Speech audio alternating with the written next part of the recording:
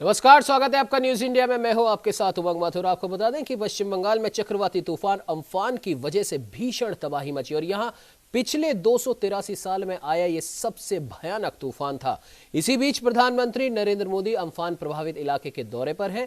साथ ही साथ आपको बता दें कि प्रधानमंत्री नरेंद्र मोदी कोलकाता पहुंच चुके हैं और इस समय वो मुख्यमंत्री ममता बनर्जी और गवर्नर जगदीप धनखड़ के साथ में हवाई सर्वेक्षण कर रहे हैं। आपको बता दें कि शुक्रवार सुबह तक पश्चिम बंगाल में अम्फान तूफान के कारण करीब 80 लोगों की जान चली गई है और राज्य को करीब 1 लाख करोड़ रुपए के नुकसान का भी अंदाजा लगाया जा रहा है।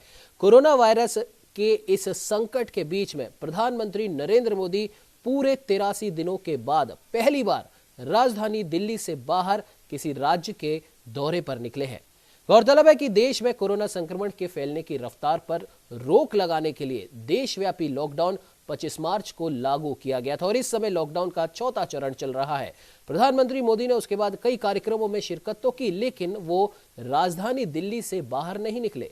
लॉकडाउन के कुछ दिन पहले से ही प्रधानमंत्री मोदी ने दिल्ली से बाहर का कोई भी दौरा नहीं किया था और ऐसे में उनका यह दौरा पूरे 83 दिन बाद हुआ है।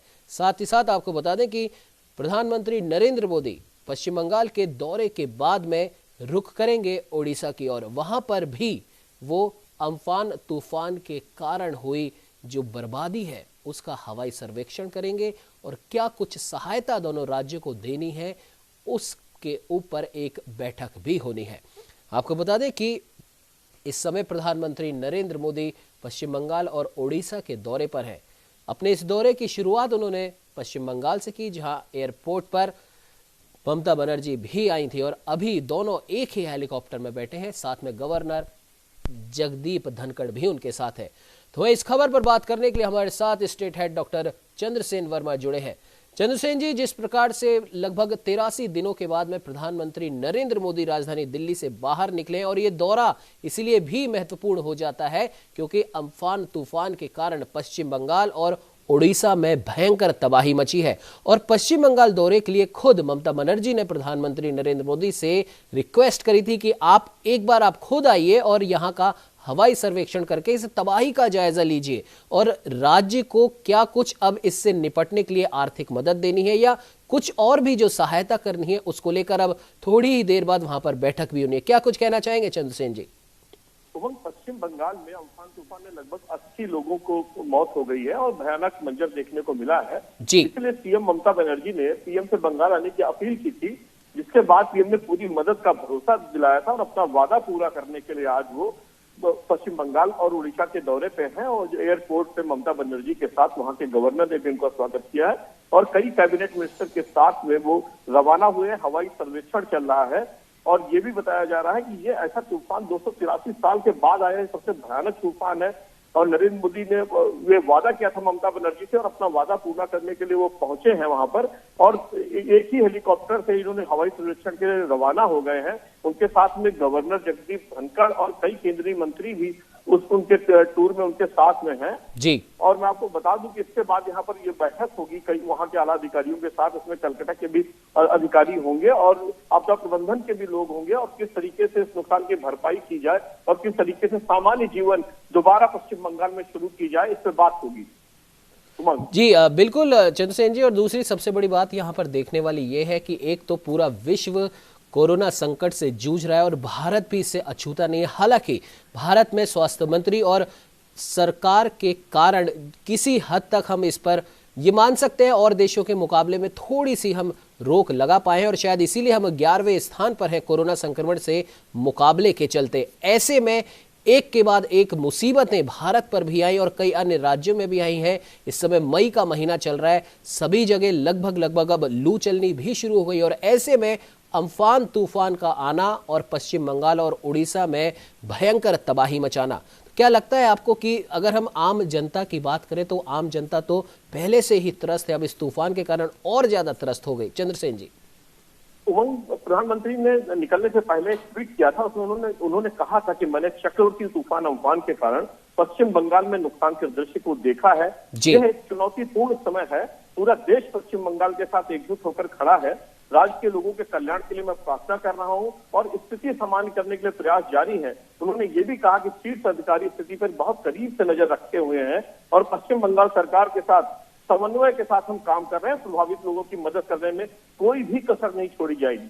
जी बिल्कुल चंद्रसेन जी। और दूसरा, क्या लगता है आपको कि किस प्रकार के आर्थिक पैकेज की यहाँ पर घोषणा हो सकती है, क्योंकि कई राज्य कोरोना से निपटने के लिए भी आर्थिक पैकेज की मांग कर रहे थे, कईयों को दे भी दिया गया है। अब ऐसे में एक और आर्थिक पैकेज देने की बात आ रही है और केंद्र सरकार तो जूझ ही रही है आर्थिक संकट से, राज्य सरकारें भी जूझ रही है। ऐसे में क्या लगता है आपको कि कितना और किस प्रकार से यहाँ पर सहायता दी जा सकती है?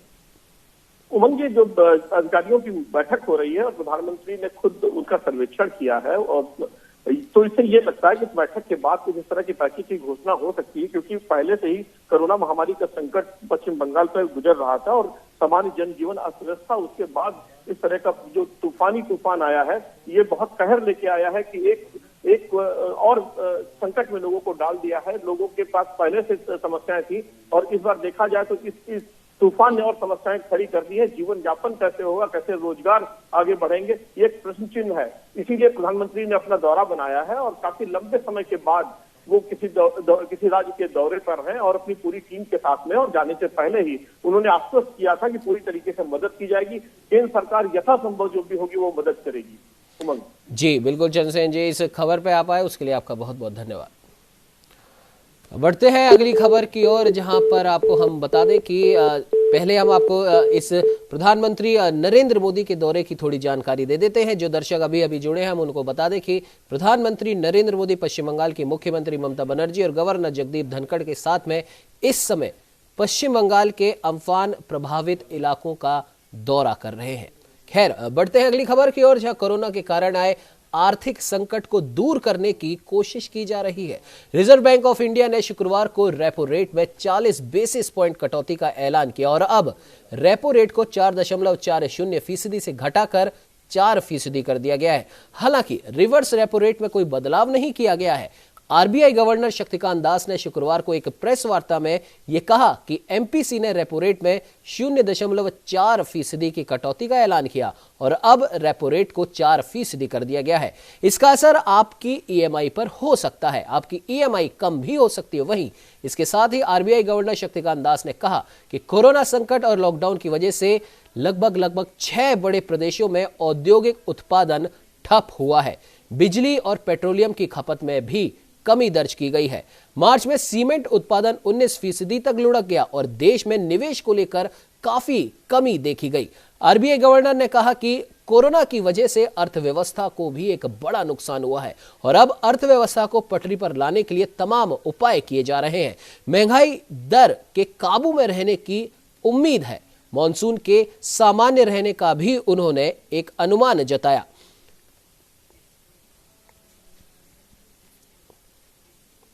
और साथ ही साथ आपको बता दें कि ईएमआई भुगतान पर भी 3 महीने की अतिरिक्त मोहलत दी गई है। जो पहले दी गई मोहलत को अगर जोड़ें तो अब लगभग 6 महीने तक की मोहलत दी जा चुकी है।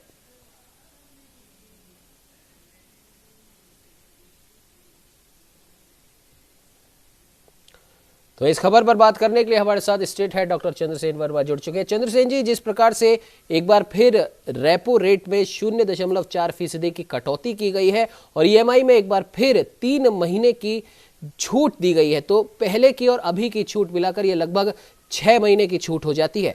लेकिन साथ ही साथ उन्होंने ये भी जानकारी दी है कि कोरोना महामारी के चलते और लॉकडाउन होने की वजह से 6 बड़े राज्य जो कि रेड जोन में थे, उस वजह से आर्थिक जो उत्पादन हुआ है वो, या फिर हम कह सकते हैं कि आर्थिक उन्नति जो होती थी उसमें बेहद ज्यादा गिरावट देखी जा रही है। तो इस ऐलान का माफ कीजिएगा, आरबीआई के गवर्नर का इस ऐलान का कितना क्या कुछ फर्क पड़ सकता है?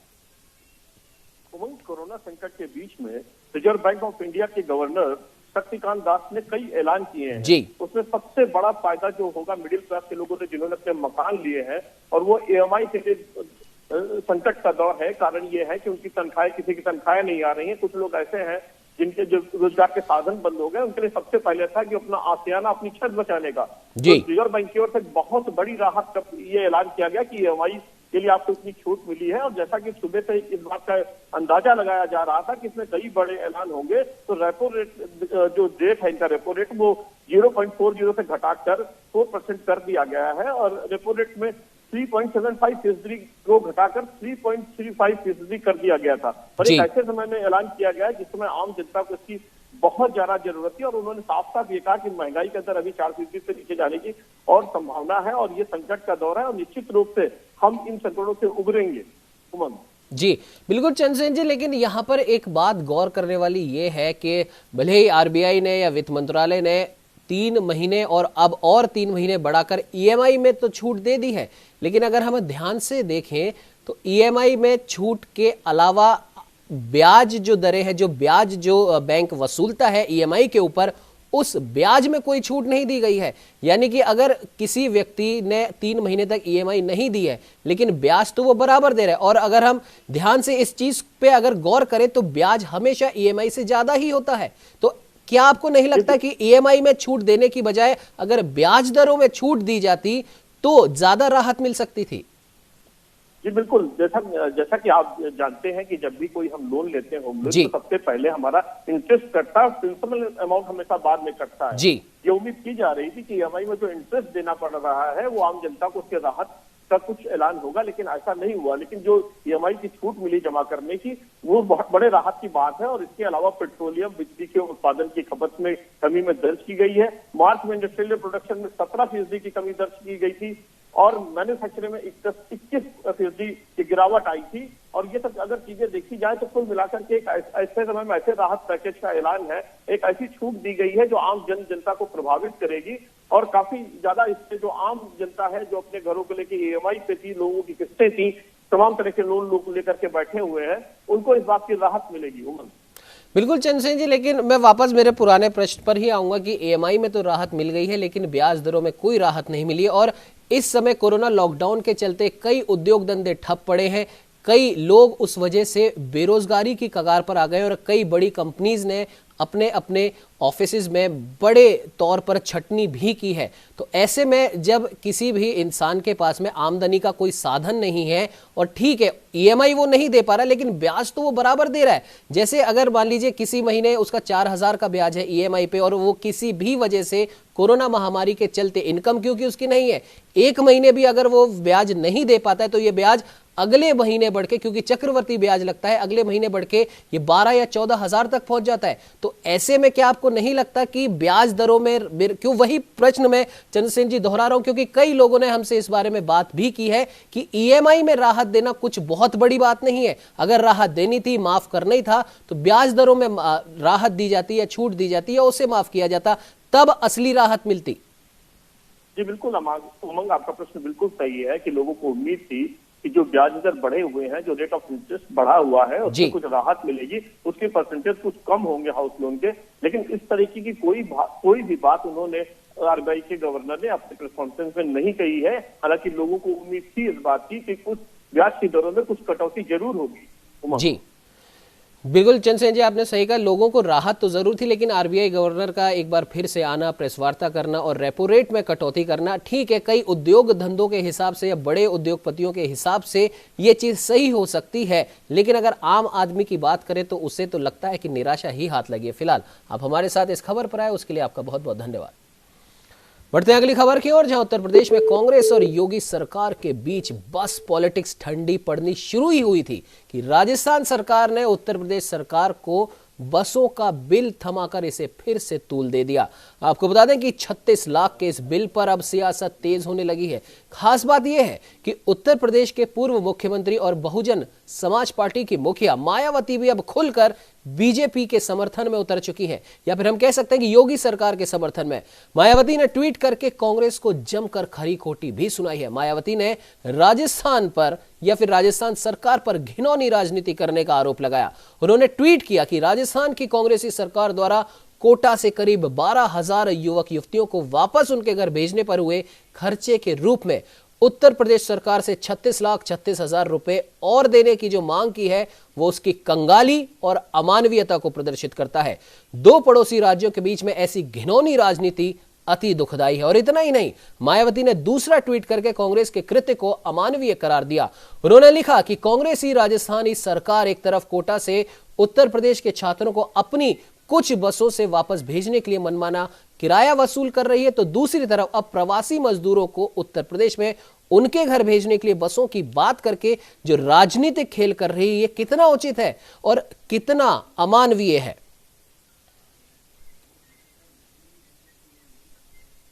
आपको बता दें कि उत्तर प्रदेश और राजस्थान सरकार के बीच में बस की राजनीति ने अब एक अलग ही मोड़ ले लिया है।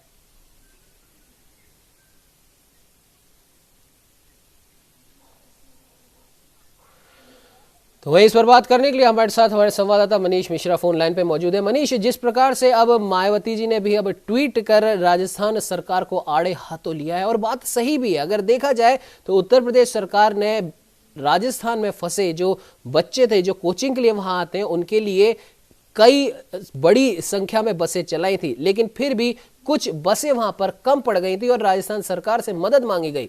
उन्होंने मदद के नाम पर उस समय बस तो दे दी, लेकिन अभी तक उस बस के बिल की बात नहीं हुई थी। जैसे ही यहां पर बस का विवाद हुआ प्रवासी श्रमिकों का और राजस्थान सरकार की बसों को बैरंग वापस लौटना पड़ा, उसके तुरंत बाद 36 लाख रुपए के आसपास का यह बिल थमाना, क्या लगता है आपको कितना सही है और कितना गलत? बिल्कुल, अब आप इसी से समझ सकते हैं कि अभी कुछ देर पहले प्रेस वार्ता समाप्त हुई है जो उत्तर प्रदेश के उप मुख्यमंत्री दिनेश शर्मा और परिवहन मंत्री अशोक कटारिया थे। उन्होंने कहा कि उनका अंदाजा था कि 10,000 छात्र छात्राएं कोटा में होंगे और राजस्थान सरकार की भी जिम्मेदारी थी। वो देश के नहीं, वो उत्तर प्रदेश के नहीं, पूरे देश के विद्यार्थी थे, पूरे देश के छात्र थे और आपके राज्य में वो एक मेहमान के रूप में थे। आपकी जिम्मेदारी जवाबदेही होती थी कि उनके बारे में पूरा देखभाल करें और खाने पीने सब चीज की कमी हुई और बच्चों के जो अभिभावक थे उनके वजह से दबाव हुआ, उनका आग्रह हुआ, तो सरकार ने बहुत बड़ा फैसला लेते हुए निःशुल्क उनको उनके घरों तक पहुंचाने के लिए लगभग 560 बसों को लेके वहां गए। अंदाजा था कि 10,000 होंगे, लेकिन छात्र छात्राओं की संख्या 12,000 थी, लिहाजा बसों की संख्या कम पड़ी, 94 बसें मांगी गई और राजस्थान सरकार ने कहा कि वो 94 बस देंगे, लेकिन उसके लिए शर्त वही है कि वो पेमेंट के आधार पर देंगे। अभी जो परिवहन मंत्री ने कहा कि 19 लाख रुपए रात में ही पे का भुगतान किया गया, उसके बाद 94 बसें आई और उन लोगों ने यहाँ तक पहुंचाया बॉर्डर तक। बॉर्डर से फिर और भी बसें आ गई थी उत्तर प्रदेश परिवहन की। तो उनका यही सवाल है कि कांग्रेस जो एक दोहरा चरित्र का प्रदर्शन कर रही है, एक तरफ 1,000 बसों को लेके वो फ्री में खड़े थे, 3 दिन तक नाटक नौटंकी चली, अब उन्हीं के सरकार की तरफ से भुगतान करने के लिए दोबारा ये भेजा गया। इन 57 लाख के आसपास का जो है ये पूरा टोटल पेमेंट है जो राजस्थान परिवहन को करना है। 19 लाख का पेमेंट हो चुका है, 36 लाख की दूसरे पेमेंट के लिए उन्होंने अब पत्र लिखा है जो एमडी हैं यहाँ के उत्तर प्रदेश परिवहन की जी। उसी पे ये प्रेस वार्ता हुई। मायावती का भी पलटवार है कि 12,000 छात्र युवक युवतियां वहां अध्ययन कर रहे थे, कोचिंग करने गए थे। कांग्रेस की सरकार एक तरफ 1,000 बस लेके खड़ी है, दूसरे तरफ पैसे मांग रही है। तो इसी से अंदाजा लग सकता है कि क्या हालात हैं, कितनी बदतर हालात हैं। राजस्थान में जो सरकार है उसके पास इतना भी पैसा नहीं है कि वो निःशुल्क उत्तर प्रदेश की सीमा तक पहुंचा सके। दूसरे तरफ बसों को लेके वो फ्री में श्रमिकों की बात कर रहे थे। तो कहीं न कहीं पूरी तरह से नाटक नौटंकी थी और एक तरह से कहें कि जो सीधा आरोप यहाँ की सरकार के जो मुख्यमंत्री हैं और परिवहन मंत्री ने लगाया कि दोहरा चरित्र है। ये निःशुल्क पहुंचाने की बात थी, छात्रों से कोई वसूली नहीं कर सकता और सरकार ने ये सिद्ध किया उत्तर प्रदेश में कि उनको आगरा से लेके उनके जिलों तक पहुंचाया, निःशुल्क पहुंचाया। ऐसे में उनकी बड़ी नेता यानी प्रियंका गांधी 1,000 बसों को भेजती हैं उत्तर प्रदेश में श्रमिकों की मदद के लिए। जी मनीष, बिल्कुल यहाँ पर माफ कीजिएगा, आपको बीच में रोक रहा हूँ। कई कांग्रेसी नेताओं ने यह बयान भी दिया था कि जो 1,000 बसें राजस्थान के बॉर्डर पर खड़ी हैं प्रवासी श्रमिकों को ले जाने के लिए, बहुत अच्छी बात है। पूरे भारतवर्ष ने, हर एक जनता ने उसकी तारीफ करी थी, कांग्रेस की तारीफ करी थी, प्रियंका वाड्रा की तारीफ करी थी, राजस्थान सरकार की भी तारीफ करी थी कि चलिए ठीक है 1,000 बसें आपने वहां पर लगा दी। लेकिन जब उत्तर प्रदेश सरकार से उन बसों को अनुमति नहीं मिली, तब मदद देने का, मनीष जी, जिस प्रकार से हम ये समझते हैं कि अगर आपको किसी की मदद करनी है तो मदद हमेशा निस्वार्थ भाव से होती है।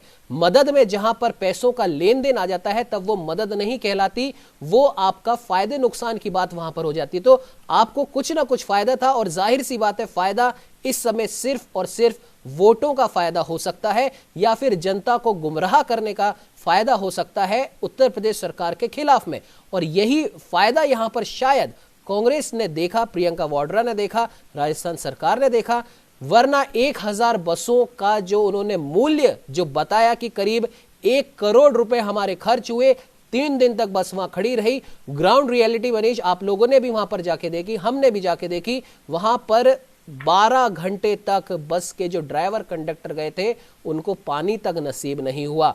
और उसके बाद में अब राजस्थान सरकार का ये दोहरा चरित्र है कि 36,36,000 का बिल दिया गया है, हालांकि पूर्व में 19 लाख रुपए वो पहले ले चुके हैं। क्या लगता है मनीष जी आपको?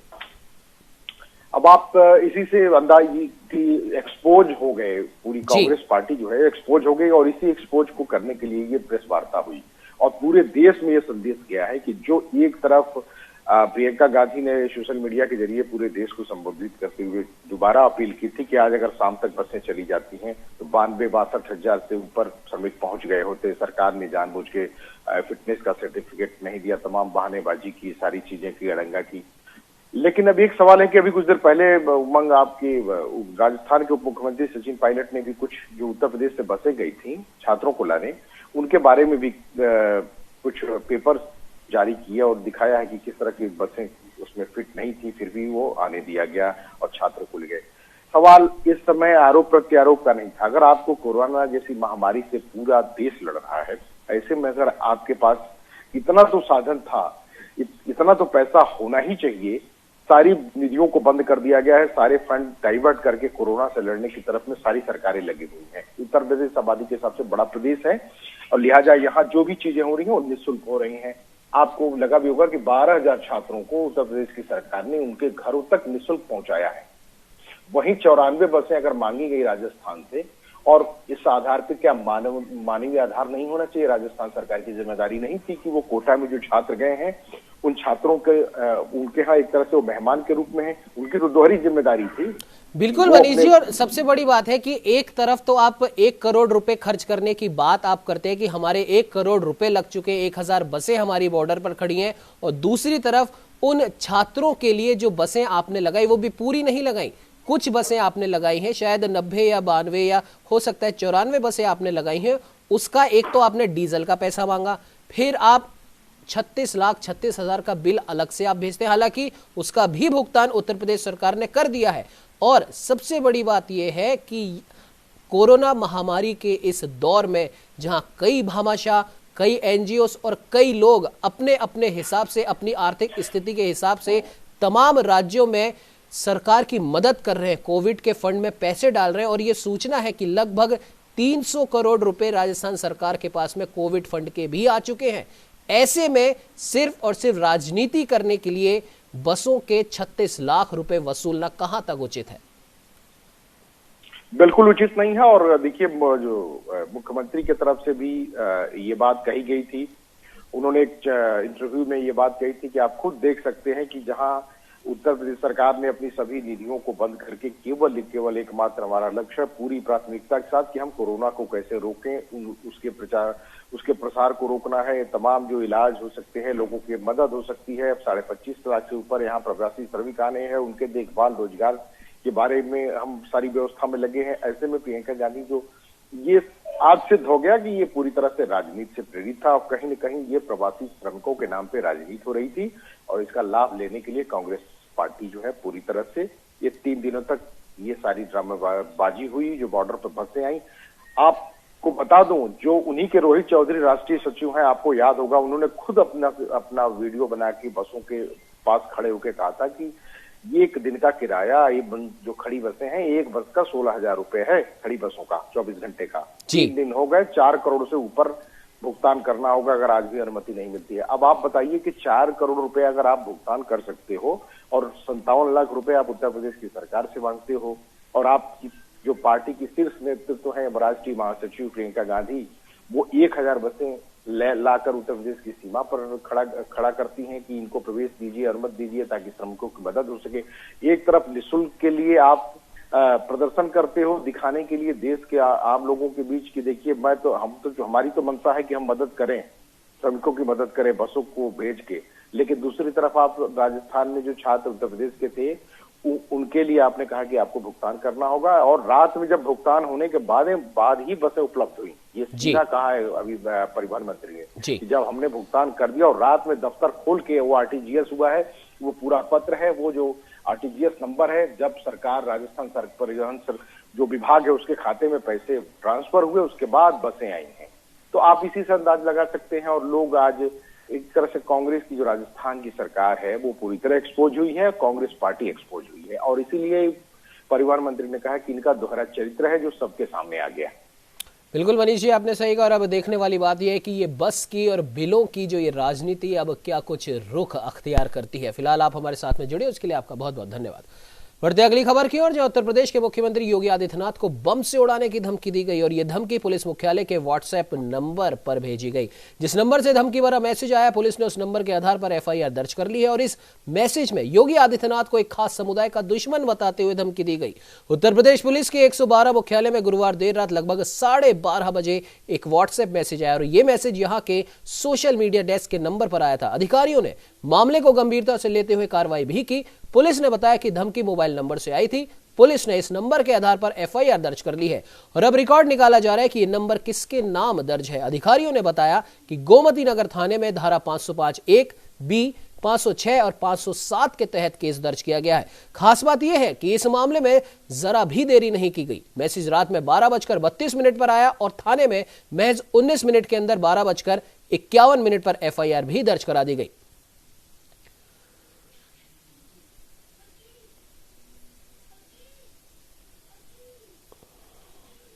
तो इस खबर पर ज्यादा जानकारी देने के लिए हमारे साथ state head doctor Chandrasen Verma जुड़ चुके हैं। चंद्रसेन जी, कोविड महामारी, उत्तर प्रदेश और राजस्थान सरकार के बीच में बसों का विवाद, किराए का विवाद और अब एक और नई मुसीबत आ गई। योगी आदित्यनाथ को बम से उड़ाने की धमकी दी गई है, क्या कहेंगे? उमंग, कल रात को 12:30 बजे उत्तर प्रदेश पुलिस के मुख्यालय में सोशल मीडिया के व्हाट्सएप नंबर पर योगी आदित्यनाथ को जान से मारने की धमकी दी गई और धमकी देने वाले व्यक्ति ने यह कहा कि योगी खास समुदाय के जान के दुश्मन है, इसलिए मैं बम से उड़ा देगा।